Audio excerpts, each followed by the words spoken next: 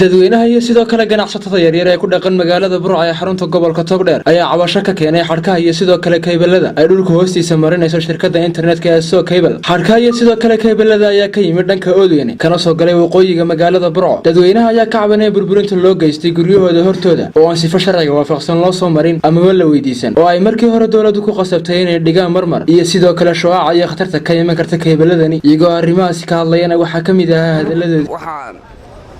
كهذا موضوع حاليا سو كيبل كي خصو قال ودده ودينا قبل كتير إما كلا هرمرية ودوينك أما حافظها عموم هذا هرتوده لبعض بشرة يمكن يعني إنه بهاي حدا إنترنت أو هذا عندنا على كلام تشر مركب هو يجينا هاي وأنا كسور فينا سو كيبل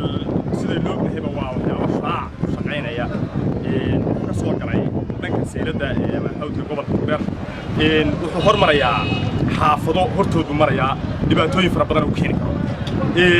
waxa maanta dadka ay ka kacsan yihiin oo ku mudaharaasay yihiin oo ka qaylinayaan xadhigan ama dadkan xaafado hortooda qodaya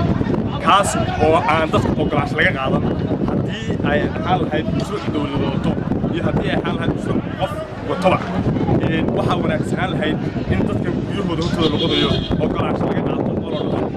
ogolaada inaanu halkan qodno laakiin iyadoo ogolaansho laga qaadan oo waxba laga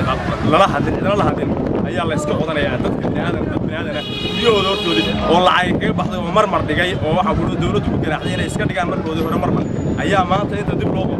loo soo saaraya marmarkii lacag kaga baxday dawladdu cashuur bay ka qaadaa iyadoo waxaan ma samaysanaa laakiin haddii aad la iska wado dhibaatooyin fara badan baa ka soo bixi hadday maanta dhammaato berrina way soo noqon doontaa نقضينا وان جدا شعاب وكينيا مركان كتوسيون لنا نو مركان inta anagu ka soo horjeedna hadaan nahay bulshada ku dhalatay gobolka Togdheer ama dhalinyarada gobolka Togdheer waxaasina waxa maaha